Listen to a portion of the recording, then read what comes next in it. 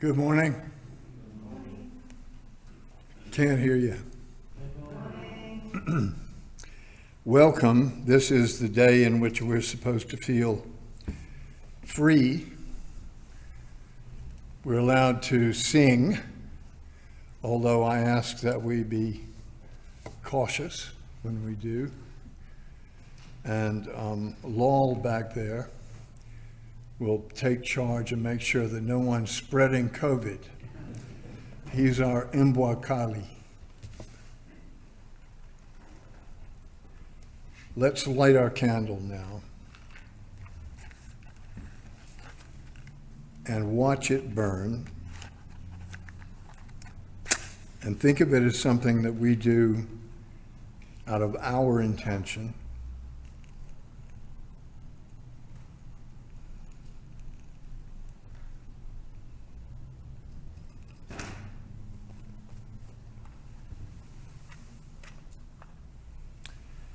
And let it be an invitation to that one Spirit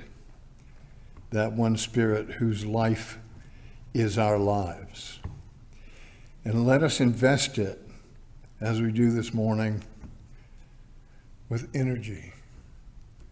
You feel like you've got energy? Well, let's invite it. And let it remind us that it is possible to catch a glimpse of the real, of what is real, through the curtain of workaday illusion. And let it, as it burns, remind us of why we've come.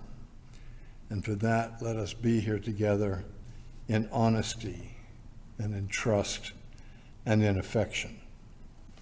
And these are the words of Gordon McKeeman. Deep calls unto deep, joy calls unto joy, light calls unto light. Let the kindling of this flame rekindle in us the inner light of love and peace and hope. And as one flame lights another, nor grows the less, we pledge ourselves to be bearers of the light. Yes, us, wherever we go. Shall we try singing? Everybody, you can sing with your mask on.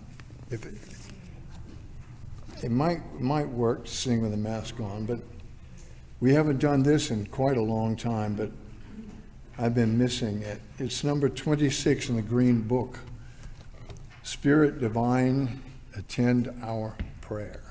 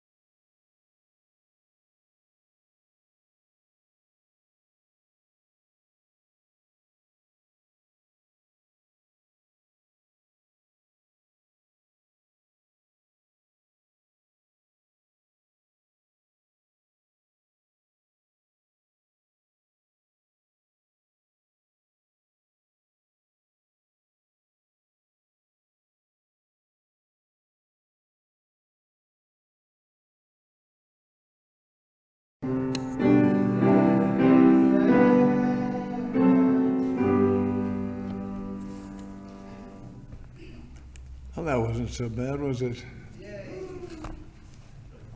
Feels good. I love the line in there, which is why I chose it. Sweep clean away what dead within us lies.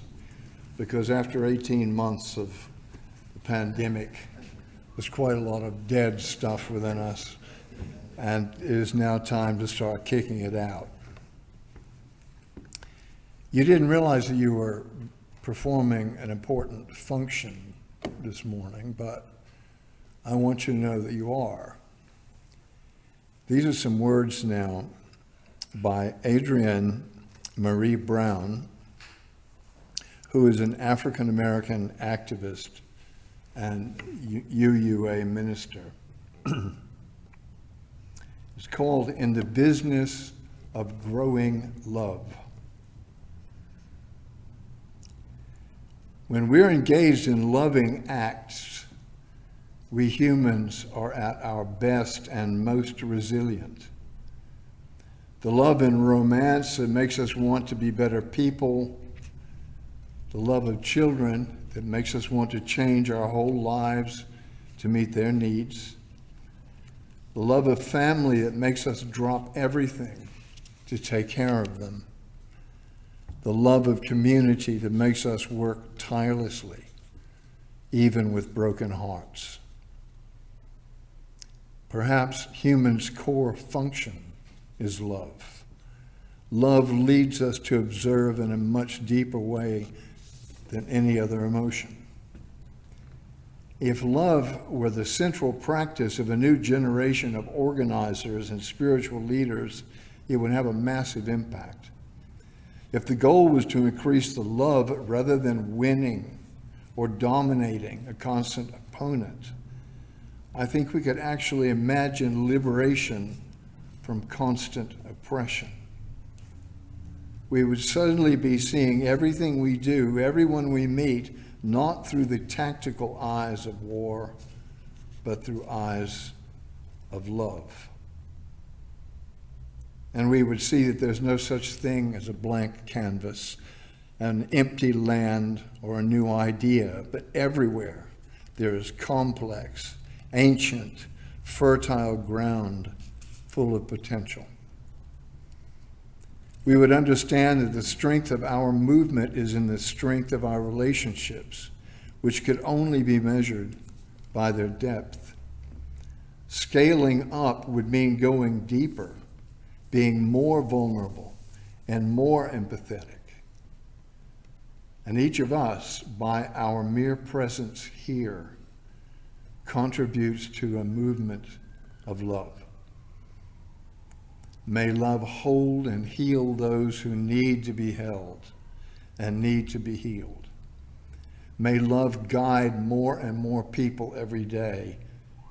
We have lit our chalice this morning knowing that we are blessed to be in the business of growing love. And so may our work together bless the world.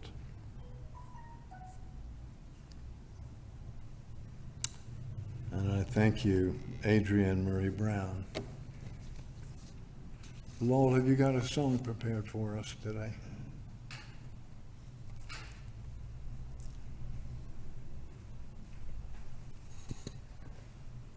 Off the mic, thank you.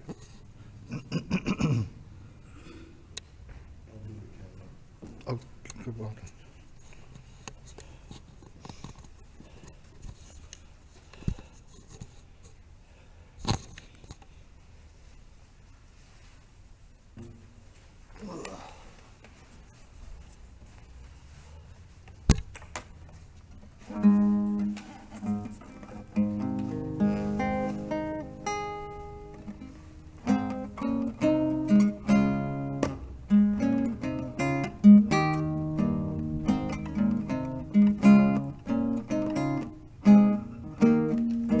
Welcome to my world. Won't you come on in? Miracles, I guess, still happen now and then.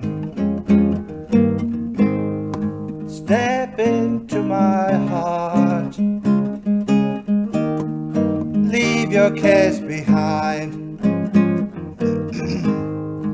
Welcome to my world,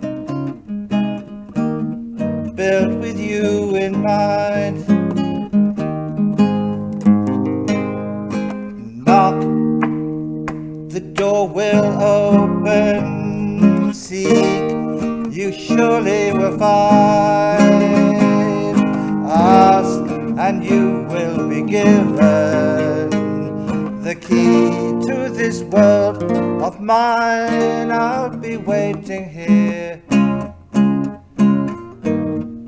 with my arms unfurled, waiting just for you. Welcome to my world.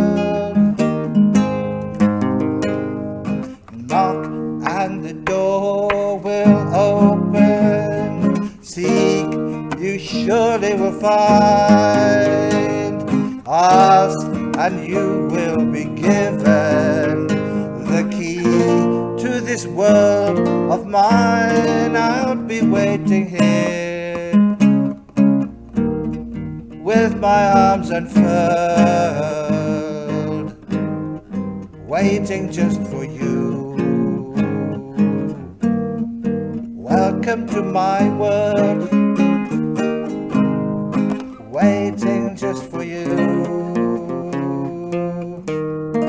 Welcome to my world.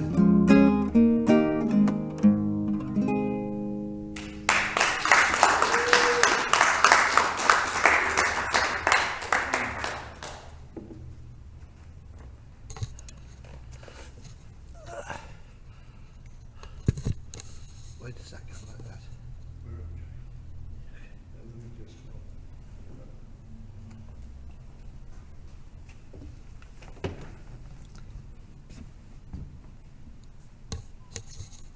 That was real pretty, Lowell. Thank you.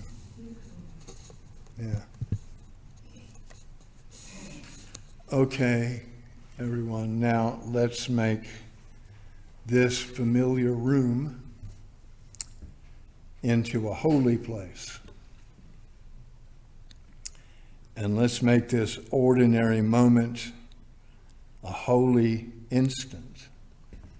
Because what we're going to do is reach for the limits of human capacity and strive to believe what seems to be unbelievable, to touch what seems untouchable, to be in the presence of the one real and true. Well, even if we do not know how to pray, let us nevertheless approach this moment with our hearts open. No, we can't expect miracles, and yet something urges us to do just that. For it may be in just such a moment that the curtain of confusion parts for us, just briefly, giving us a glimpse of that for which we have chosen to live. And so now, gently, peacefully, and with all the hope to which we are entitled, let's go again, once again together into the good silence.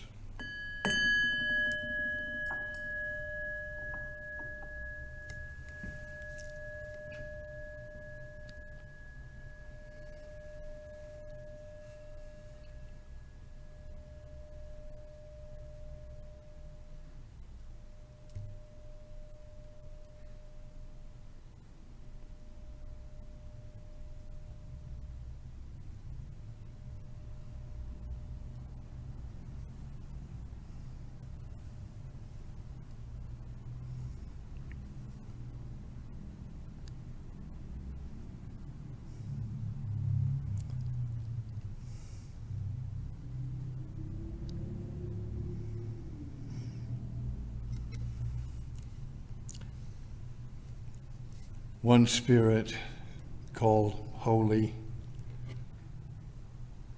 may we rest in this moment and then open our eyes to see how every tree branch giving forth its witness of life, every glance from every stranger that may point beyond itself, the emptiness, the fullness, the joy, the energy, the beginning and end of all, to you.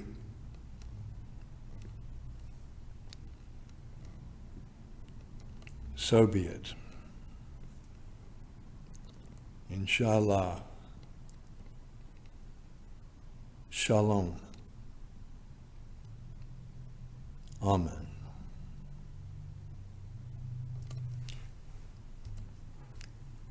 Shall we try again? This would be in the Purple Book, number 43. And if I'm right, it's Gather the Spirit. Is that right? Yeah. Gather the Spirit.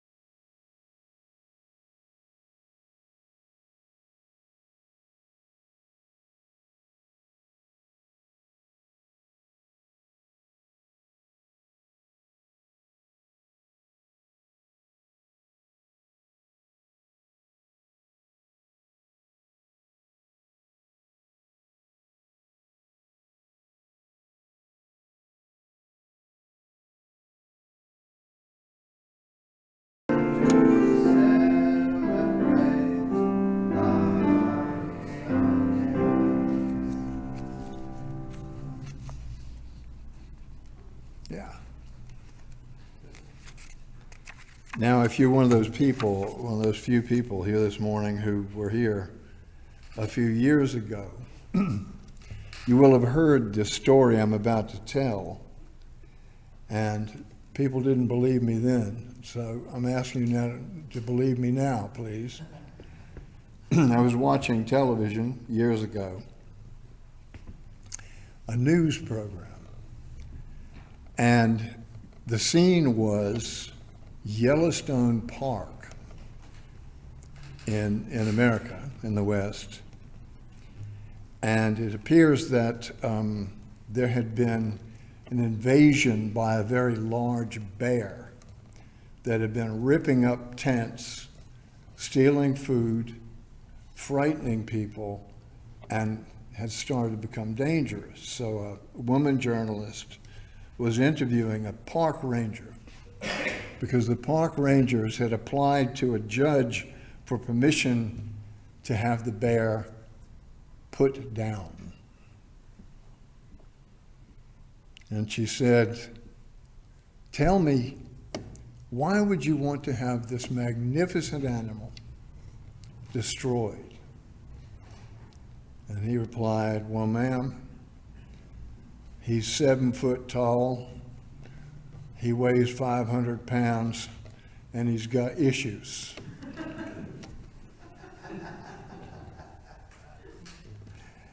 I guess he would know that was his bear to cross, wasn't it? Well, you all knew instantly what I meant when I said issues. Yes, issues, right? It's a word we use now. Doesn't mean anything, but it's like that word attitude that we use. Someone's got attitude. Or like the word quality, that people say that's a quality necktie. Well, quality is an empty noun. It could be good quality, bad quality, no quality at all. But any real pedantic defenders of the ancient English language might well wince when they hear me say attitude. But I kind of like it. I like it because it fills a hole in the language. It's used to describe a state of opinionated behavior that causes discomfort to other people. Now, we all know people with attitude, you know, those types who always have to be accommodated in conversation, you know what I mean? Because you know they're guarding something. I've heard it said about a person, you can feel his attitude coming before he gets into the room. There are those whose own unfulfilled psychological needs bring attitude into ordinary conversation. The badly parented grown-up, nursing a need to be stroked or punished forever as a child, or the disappointed older gentleman who sees nearly everything as a sign that the world is going to hell in a handbasket. So you might as well not suggest anything. It's not that it's not okay to have opinions. We probably all have the odd opinion. It's that they're frequently accompanied by a prickly and defensive attitude. There are people around who you would never mention anything to do with politics with, ever, because you never know when you're going to be uncorking a gust of attitude. I once said, and I'm right, aren't I, Bill? Definitely. I once said in answer to another minister's question, we were gathered at a retreat or something. She said, "How are things getting on there, Croydon?" I said, "Well, you know, we're soldiering on." She turned on me. She said, "Don't you realize how sexist and militaristic that phrase is?" So I learned not to say soldiering on just to anyone at all. I have to be careful. But here's the bad news. She's not alone. We've all got attitude. True enough, if we surround ourselves with people, and we all do this, whose attitude problems match our own ones, it's possible not to notice, really. We probably share a lot of attitudes. It's not too difficult, for example. I would get away fine standing here and saying something mean about Donald Trump, I'm sure. You can be pretty sure that you won't offend other people at coffee afterwards if you're liberal about sexuality. But it's when things get a little bit closer to home that we run into our own, well, let's say our own inner bears to cross. That may be why we keep things light, except with our closest friends and colleagues, whose collaboration in our issues has been worked out over years, and in whose bear cages we have in turn learned to move carefully. When something happens to expose our attitudes, though, there's a wealth of learning available to us if we have the good sense and the stomach to pay attention to it. Ask any decent psychotherapist. If you probe for sensitive spots in a person's self-presentation, you'll strike gold. If the mention of, well, let's say the mention of motherhood, shall we take that one? If it creates a notably defensive or scratchy reaction in someone, bingo, you've hit pay dirt. That's where you need to start digging, right there, but very, very, very, very carefully. The spiky parts of people's attitudes are like loose threads hanging off a sweater. Pull one and the whole damn thing will unravel. You could say that attitude is the X that marks the spot on a treasure map. Of course, the attitude of other people is always more easily spotted than our own. From our earliest thinking days, we've begun to assimilate it. Some of it comes from our parents and our siblings. We keep it for years, forever maybe. Our backgrounds at school.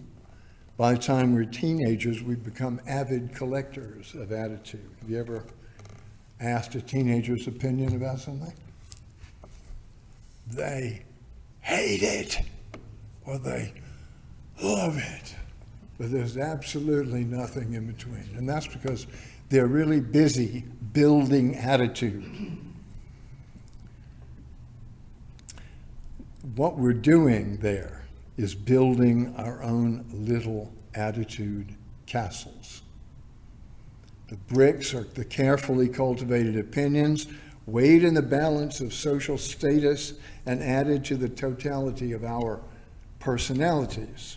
And from the castle tower that we're building, we'll be able to survey the world in relation to its threat or its advantage to our positions. And behind its walls, we feel secure and at home.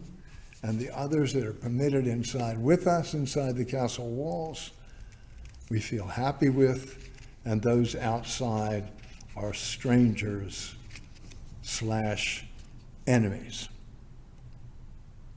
But the only problem we're left with is that old-fashioned one of siege. Even the most strongly defended fortress, ultimately, has got to rely on fresh supplies from outside. But if you think this metaphor is only applying to adolescents, think again. If it seems obvious that it applies to members of the right-wing political party, say, or one side or the other in Northern Ireland, take your pick, but not to the person sitting next to you this morning, I'm sorry to have to say that we're all peering at each other from the castellated walls of our own opinion castles. Every single one of us. Everybody is lord or lady of all they survey and prisoner in the dungeon at one and the same time. You know, all those lovely opinions that we're so proud of, the ones that set us apart from all the others, the ones that made us strong and viable in our limited little ego life, you know. Daddy doesn't like country music. He calls it redneck mating calls. Nigel can't stand socialists. He won't make a left turn in his car. You better get a haircut before you meet Mother. She's very, very keen on grooming. They're funny, I guess. They'd be funny if they weren't real. Don't laugh just yet. What examples could I have given just now that would make you squirm in your chair? Or even me. But surely, you say, surely you can't mean that all opinions are wrong, Art. No, you can't mean that. What about principle? What about morality? What about theology? Aren't our carefully derived ideas an essential part of who we are?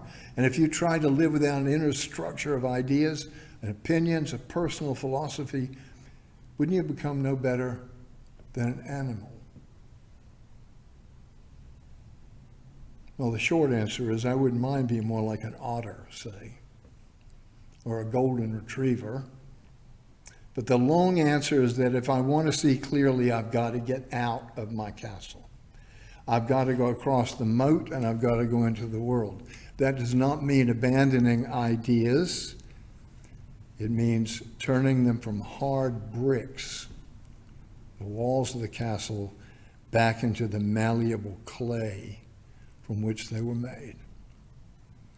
It means approaching situations with more openness than guardedness. It means that instead of using previously formed beliefs to pass or fail something or someone you come across, it means making moral decisions of all kinds on the merits of unique individual situations, not by checking your preconceived checklist. That person looks like to me, and that person, oh, you can tell by looking at them, they're that way, or they're this way, or they're the other way. And I think actually that's what first attracted me to this half-baked, lumpy denomination of ours, most often referred to as the movement. More than anything, it was a refusal to reduce ideas about God and all that to any kind of creedal formulation.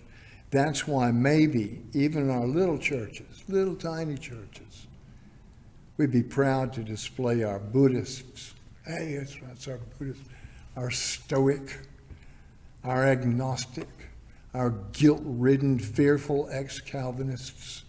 Yeah, we got them all. Our reincarnation people, our earth spirit pagans. I call it half-baked because I do believe that its final redeeming factor is that the bricks of our group opinion castle haven't been hardened off yet.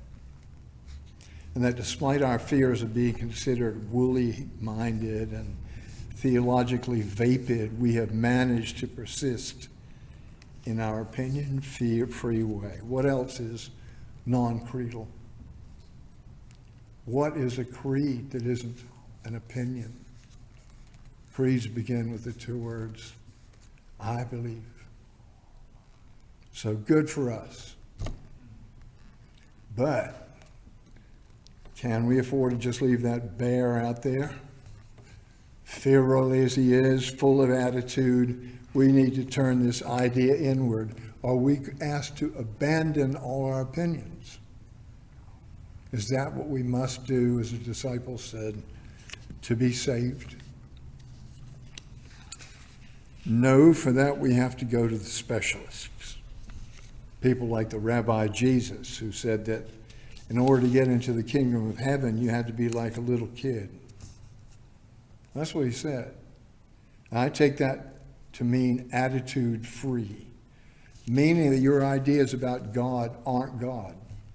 The Zen masters smile and they say, the finger may point at the moon, but the finger is not the moon. The Dalai Lama, who often says he has no special consciousness, who is just as likely to listen with complete lack of defensiveness to a white supremacist as to another Buddhist monk, and then smile and tell them both the same thing. He would say, just be kind. Just be kind.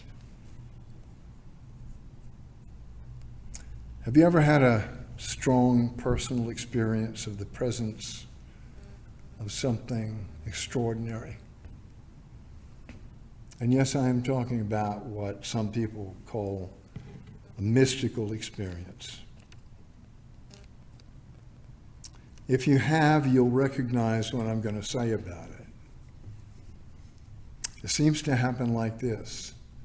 The rush of words through your brain, the floods of ideas and opinions, in fact, all of your attitude seem in that instant just to disappear. Poof. Whatever bright gems of reason and opinion you may have brought to the moment, they just fade. Values and standards melt like dewdrops in July. Plans and projects fall away. All your ideas seem to fall short because believing isn't a patch on knowing. and theology can't hold a candle to that reality. Well, I find that during that moment, you couldn't muster an attitude if your life depended on it. And in that state of grace, you find that you can't predict or prevent or control or consecrate, but only participate in this kind of completeness that lies beyond opinion. And that all you really want to do is tell somebody how grateful you feel. And because there isn't really anybody else around, what you do say turns out to be nothing other than prayer. Well, that's a swap I'd make in a New York minute. Swap attitude for gratitude. Experience reality instead of theorize about it. I'd trade in my bear to cross forever if I could, and maybe someday I will. And maybe someday we all will. And if my own life is any indication, I'd say, you know what? That seems to be the way the wind is blowing. So speed the day. Amen.